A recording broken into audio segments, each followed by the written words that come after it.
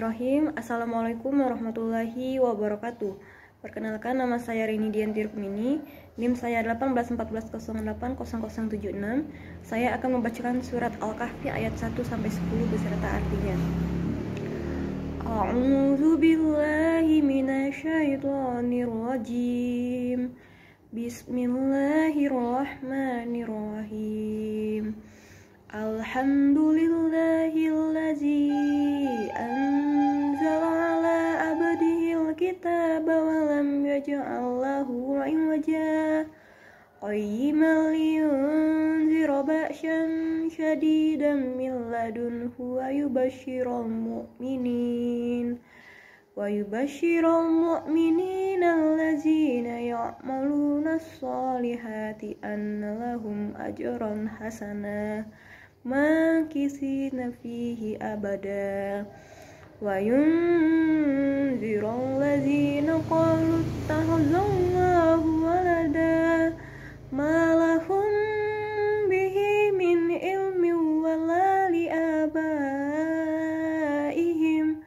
kaburat kalimatan tahruju min afwahihim yaquluna illa kaziba fala'allaka bahi'un nafsaka ala asarihim illam yu'minu bihadzal hadisi asafa inna ja'alna ma'alal ardi zinatan laha linabluwahum ayyuhum ahsanu amala wa inna laja'iluna ma'alaiha sa'idan juruza am hasibta anna ashabal kahfi war raqimi kanu min ayatina ajaba iz awal fityatu ilal kahfi faqalu rabbana atina min ladunka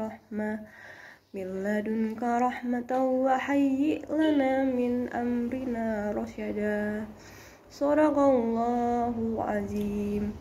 Artinya, segala puji bagi Allah yang telah menurunkan kitab Al-Quran kepada hambanya dan dia tidak menjadikannya bengkok sebagai bimbingan yang lurus untuk memperingatkan akan siksa yang sangat pedih dari sisinya dan memberikan kabar gembira kepada orang-orang mukmin yang mengajarkan kebajikan bahwa mereka akan mendapat balasan yang baik. Mereka kekal di dalamnya untuk selama-lamanya dan untuk memperingatkan kepada orang yang berkata Allah mengambil seorang anak. Mereka sama sekali tidak mempunyai pengetahuan tentang hal itu. Begitu pula nenek moyang mereka. Alangkah jeleknya kata-kata yang keluar dari mulut mereka. Mereka hanya mengatakan sesuatu kebohongan belaka. Maka, barangkali engkau Muhammad akan mencelakakan dirimu karena bersedih hati setelah mereka berpaling. Sekiranya mereka tidak beriman kepada keterangan ini, Al-Quran. Sesungguhnya kami telah menjadikan apa yang ada di bumi sebagai perhiasan baginya, untuk kami menguji mereka. Siapkah di antaranya yang terbaik perbuatannya? Dan kami benar-benar akan menjadikan pula apa yang di atasnya menjadi tanah yang tandus dan lagi kering. Apakah engkau mengira bahwa orang yang mendiami gua dan yang mempunyai ar-rakim itu termasuk tanda-tanda kebesaran yang kami menakjubkan? Ingatlah ketika pemuda-pemuda itu berlindung ke dalam gua, lalu mereka berdoa, Ya Tuhan kami, berikanlah rahmat kepada kami dari sisimu, dan sempurnakanlah petunjuk yang lurus bagi kami dalam urusan kami. Sekian, terima kasih. Wassalamualaikum warahmatullahi wabarakatuh. Baik, bismillahirrahmanirrahim. Assalamualaikum warahmatullahi wabarakatuh. Perkenalkan, nama saya Rini Dianti Rukmini. NIM saya 1814080076. Saya berasal dari jurusan Tadris IPA Fisika B Angkatan 18 Fakultas Tarbiyah dan Keguruan Universitas Islam Negeri Imam Bonjol Padang dengan dosen pembimbing Ibu Nur Hasna MSI. Nah, di sini saya akan menjelaskan tentang klasifikasi makhluk hidup. Apa itu klasifikasi makhluk hidup? Klasifikasi makhluk hidup adalah cara pengelompokan atau penggolongan dan pemberian nama makhluk hidup berdasarkan persamaan dan ciri-cirinya. Nah, ilmu pengelompokan makhluk hidup ini berdasarkan ciri-cirinya ini disebut juga dengan ilmu taksonomi. Nah, siapa yang mencetus ilmu taksonomi ini? yaitu Bapak taksonomi Carl von Linné yang lebih dikenal dengan nama Carolus Linnaeus yang pada tahun 1708 sampai 1778. Nah, apa saja sih tujuan kita untuk mempelajari klasifikasi makhluk hidup ini? Yang pertama yaitu untuk mempermudah dan mempelajari dan mengenal berbagai macam makhluk hidup. Yang kedua yaitu mengetahui hubungan antar kekerabatan makhluk hidup. Yang ketiga yaitu mengetahui manfaat makhluk hidup untuk kepentingan manusia. Dan yang terakhir yaitu untuk mengetahui adanya saling ketergantungan antara makhluk hidup. Nah, selanjutnya kita masuk ke klasifikasi sederhana. Nah, apa-apa saja yang terdapat dalam klasifikasi sederhana ini? Yang pertama ada habitat, yang kedua ada jenis makanan, yang ketiga ada ciri morfologi, yang keempat berdasarkan ciri anatomi, dan yang terakhir berdasarkan ciri fisiologi. Nah, selanjutnya kita masuk ke klasifikasi sederhana berdasarkan hewan. Nah, sedangkan berdasarkan kesamaan untuk jenis makanannya itu terdapat 3, ada herbivore, carnivore, dan omnivore. Herbivore yaitu hewan pemakan tumbuhan, sedangkan carnivore yaitu hewan pemakan daging, sedangkan omnivore yaitu hewan pemakan tumbuhan dan daging. Selanjutnya, berdasarkan cara berkembang biak generatifnya, itu ada ovivivir, ada vivivir, dan yang ketiga ada ovovivipar. Ovivivir yaitu berkembang biak dengan cara bertelur. Vivivir adalah berkembang biak dengan cara beranak. Sedangkan ovovivipar yaitu berkembang biak dengan cara bertelur dan beranak. Selanjutnya kita masuk ke klasifikasi sederhana berdasarkan tumbuhan. Nah, terdapat 2 klasifikasi sederhana berdasarkan tumbuhan ini, ada monokotil dan dikotil. Monokotil yaitu satu keping lembaga, misalnya ada padi, ada jagung, dan ada kelana. Selanjutnya yaitu ada dikotil, yaitu 2 keping lembaga, misalnya ada mangga, ada kacang, apel, dan durian. Selanjutnya kita masuk ke sistem 5 kingdom. Pencetus klasifikasi 5 kingdom adalah Robert H. Whittaker, yaitu seorang ahli biologi Amerika Serikat pada tahun 1969. Nah, sistem 5 kingdom ini ada kingdom Monera, ada Protista, ada Fungi, Plantae, dan Animalia. Nah, selanjutnya kita masuk ke sistem 5 kingdom, yaitu ada Monera, ada Protista, ada Fungi, ada Plantae, dan Animalia. Yang pertama yaitu Monera. Monera adalah kelompok organisme yang inti selnya belum memiliki membran inti atau disebut dengan organisme prokariotik.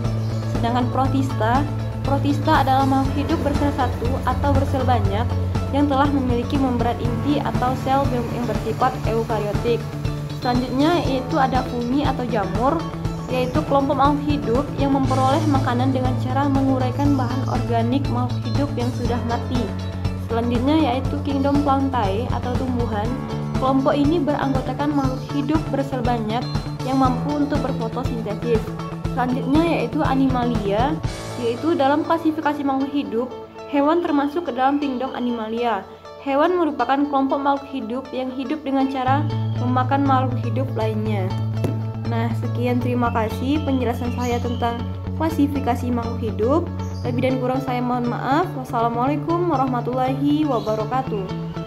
Surat yang berkaitan dengan materi klasifikasi makhluk hidup ini terdapat dalam surah Al-Baqarah ayat 31 yang berbunyi, Bismillahirrahmanirrahim. Wa 'allama Adama al-asma'a kullaha tsumma 'araduhum 'alal malaikati faqalu anbi'u bi asma'ihi haula'i in kuntum shadiqin. Yang artinya, dan dia ajarkan kepada Adam nama-nama benda semuanya, kemudian dia perlihatkan kepada para malaikat seraya berfirman, sebutkan kepadaku nama semua benda ini jika kamu yang benar. Selanjutnya kita akan masuk ke materi fotosintesis. Apa itu fotosintesis? Fotosintesis adalah pemanfaatan energi cahaya matahari atau cahaya matahari buatan oleh tumbuhan berhijau daun atau bakteri untuk mengubah karbon dioksida dan air menjadi karbohidrat. Nah, bagaimana permanen energi surya ini berlangsung melalui oksigen, energi kimia, dan bahan organik seperti ada makanan, kosmetik, pakaian, bahan bakar, perumahan, obat-obatan, dan lain sebagainya. Nah, selanjutnya yaitu bagaimana proses fotosintesis ini, yaitu dengan proses 6H2O plus 6CO2 plus cahaya, C6H12O6 atau glukosa plus 6O2. Nah, tapi apakah para ilmuwan langsung menemukan reaksi seperti di atas? Jawabannya adalah tidak, karena penemuan fundamental ini bertahap dan langsung selama 100 tahun lebih. Nah, selanjutnya yaitu sejarah fotosintesis, yaitu Bapak Aristoteles yang menemukan tentang akar makanan tanah. Selanjutnya Bapak John van Helmont pada abad ke-17 yang menemukan pertumbuhan-tumbuhan atau tanaman yang disebabkan adanya air dan bukan tanah. Yang ketiga yaitu Bapak Joseph Priestley pada tahun 1770 yang memperlihatkan bahwa tumbuhan mengeluarkan satu gas yang dibutuhkan dalam pembakaran. Nah, selanjutnya tempat dan alat fotosintesis. Nah, di bagian manakah fotosintesis ini berlangsung? Pada umumnya, pabrik tempat fotosintesis itu adalah daun. Fotosintesis berlangsung pada jaringan tiang palisade dan jaringan buang karang atau spons. Jaringan tiang dan bunga karang merupakan bagian yang disebut dengan bagian daun atau mesofil. Di dalam sel-sel yang terdapat banyak organel terbentuk bulat atau lonjong yang berwarna hijau, disebut dengan kloroplas. Selanjutnya, kloroplas banyak terdapat pada mesofil, terutama pada jaringan tiang. Nah, selanjutnya yaitu faktor-faktor apa saja yang mempengaruhi proses fotosintesis. Yang pertama yaitu faktor dari dalam antara lain umumnya daun, keadaan stomata, kandungan klorofil dan jenis tumbuhan. Fotosintesis juga dipengaruhi oleh banyak faktor dari dalam maupun dari luar. Nah, sedangkan dari luar yaitu adanya kadar konsentrasi CO2, ketersediaan air, kelembapan dan suhu udara, keadaan cahaya seperti intensitas lama dan warna cahaya. Nah, selanjutnya yaitu tahapan proses fotosintesis. Tahapan proses fotosintesis ini yaitu adanya reaksi terang dan reaksi gelap. Dalam fotosintesis terdapat dua tahap, yaitu reaksi terang karena memerlukan cahaya dan reaksi gelap tidak memerlukan cahaya tetapi memerlukan karbon dioksida. Nah, reaksi terang terjadi karena pada grana atau granul. Nah, reaksi terang ini terjadi pada grana, sedangkan reaksi Kelvin terjadi pada stroma. Nah, sekian penjelasan saya tentang fotosintesis. Lebih dan kurang saya mohon maaf. Wassalamualaikum warahmatullahi wabarakatuh.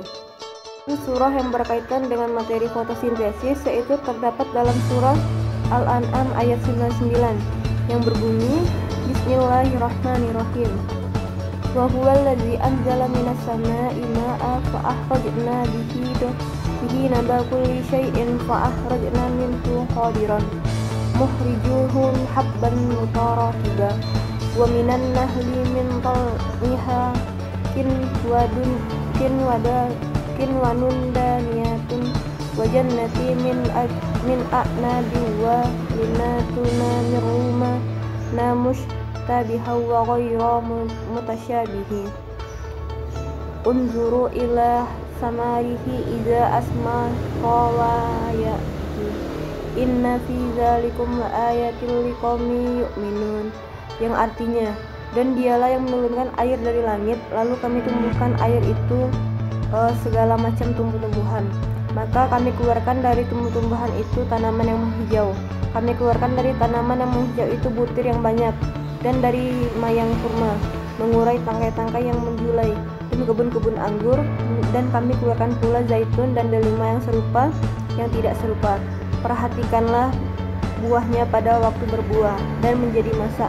Sungguh pada yang demikian itu tanda-tanda kekuasaan Allah bagi orang-orang yang beriman.